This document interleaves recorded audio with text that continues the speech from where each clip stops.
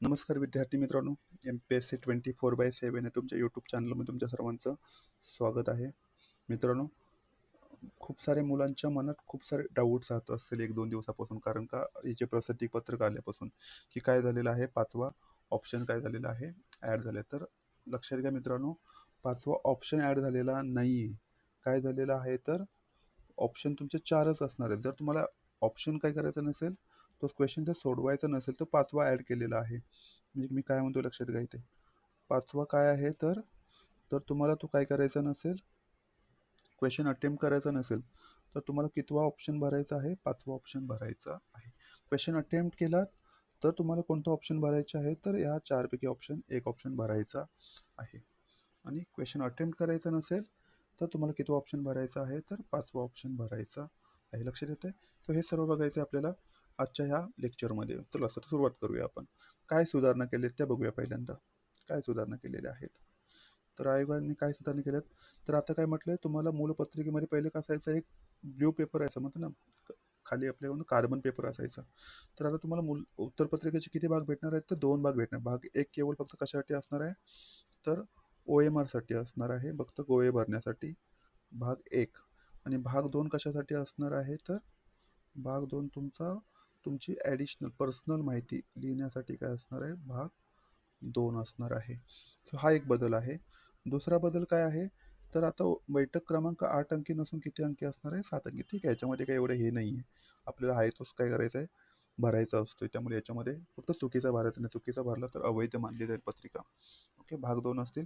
पुढे म्हटलंय, तुम्हाला दोन्ही काय करायला लागणार आहे? भाग 2 1 पासून भाग 2 काय करायचा आहे? वेगळा करायचाच आहे. हा एक बदल आहे. नंतर इथे म्हटले महत्त्वाचं इथे भाग आहे काय? उत्सुक उत्तरे नोंदवताना 4 पर्यायांच्या वर्तुळामधून एक वर्तुळ नोंदवायचे, मगाशी म्हटल्याप्रमाणे आपण. आणि उत्तरपत्रिकेवर 5व्या वर्तुळाने समाविष्ट करण्यात आलेला आहे. सदर 5व्या वर्तुळाचे वर्तुळ छायांकित करण्याबाबतचा सविस्तर तपशील खाली दिलेला आहे. उमेदवार एखाद्या प्रश्नाचे उत्तर नमूद करू इच्छित नसल्यास, म्हणतोय मी, काय म्हणतोय, नसल्यास, तर त्याने काय करायचं, तो पर्याय निवडायचा. आणि जो तो पर्याय निवडला नाही, तर तुमचे किती मार्क कट होतील?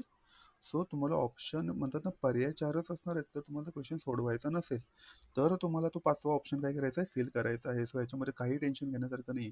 काही मुलं मला म्हणत होते की UPPS सारखं होणार का? तर अजिबात नाही. UPPSC मध्ये ना, Uttar Pradesh public service commission, तर त्यांच्यामध्ये 5 ऑप्शन असतात. आपल्याकडे 5 ऑप्शन आहेत. आपल्याकडे सध्या 4च ऑप्शन आहेत. फक्त तुम्हाला क्वेश्चन अटेम्प्ट करायचा नसेल, तर तुम्हाला 5वा ऑप्शन भरायचा आहे. लक्षात येत आहे? पुढे बघूया. आता काही म्हटलंय की काही बदल करण्यात आलेले आहेत, तर सदर याच्यामध्ये, तर तुमचा मार्क आहे ते निगेटिव्ह कधी होऊ शकतात? काय म्हणतात? 1/4 कधी होते? तिथे काही 4 रिझन आहेत. तर निगेटिव्ह कधी होईल? तर पहिलं रिझन काय आहे?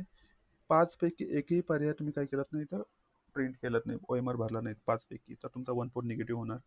एकापेक्षा जास्त वर्तुळ भरलीत, तर तुम्ही काय होणार? निगेटिव्ह होणार. उत्तरामध्ये दुरुस्ती दाखवली तुम्ही, जर 2 ऑप्शन भरले होते तिथे, आणि एका ठिकाणी तुम्ही काय करताय? असं करताय आणि एका ठिकाणी असं करताय, तर तुमचा काय होणार आहे? रद्द होणार आहे. तो म्हणजे निगेटिव्हमध्ये जाणार आहे तो. नंतर उत्तरपत्रिकेमध्ये सोडवलेले चुकीचे उत्तर, हे 4 रिझन असणार आहेत तुमचा मार्क 1/4 होण्याचे, निगेटिव्ह होण्याचे. अवैध पत्रिका कधी मानली जाईल? इथे म्हटलंय, तुमची प्रश्नपत्रिका अवैध मानण्यात येईल. कधी मानण्यात येईल? तर पहिलं काय आहे? तर तुम्ही जर स्वाक्षरी केलीत नाहीत, काय केलीत नाही त्याच्यावर? स्वाक्षरी केली नाहीत. ब्लॅक व्यतिरिक्त दुसऱ्या पेनाने काय केलं? तर OMR भरलात. दुसरं कारण आहे, तुम्ही गैरशेरा लागू केला. तुम्ही एक सही दुसरी केली आहे. हॉल तिकीटवर वेगळी सही आहे आणि तुम्ही काय केली? वेगळी सही केलेली आहे. तर तुमची प्रश्नपत्रिका काय होणार? रद्द होणार. उमेदवाराला प्रश्नपत्रिकाचा क्रमांक जर चुकीचा भरलात, काय केलं तुम्ही? चुकीचा भरला नाही किंवा भरलाच नाही, तर तुमची अवैध मानली जाईल. आणि भाग 1 वरील बैठक क्रमांक अथवा कोणत्याही प्रकारचे लिखाण केल्यास, खून केल्यास तुमची अवैध मानली जाईल. Okay. QR code, timing track, अन्य छपाई केलेला मजकूर कोणत्याही प्रकारे खराब केल्यास ती पत्रिका काय मानली जाईल? तुमची अवैध मानली जाईल. हे सर्व काय आहेत? रिझन आहेत. आणि हे सर्व काय केलेत? बदल आहेत. आता जे होणार आहेत, कधी होणार आहेत? तर 1 मार्च 2026 पासून होणार आहेत. लक्षात घ्या, अजिबात टेन्शन घ्यायचे कारण नाही आहे. का कारण नाही आहे? तर आपल्या 2 एक्झाम होणार आहेत. किती तारखेच्या एक्झाम होतील आपल्या ह्या? 4 तारखेला. अजिबात टेन्शन घेऊ नका या बदलाचं. आणि 11 कधी?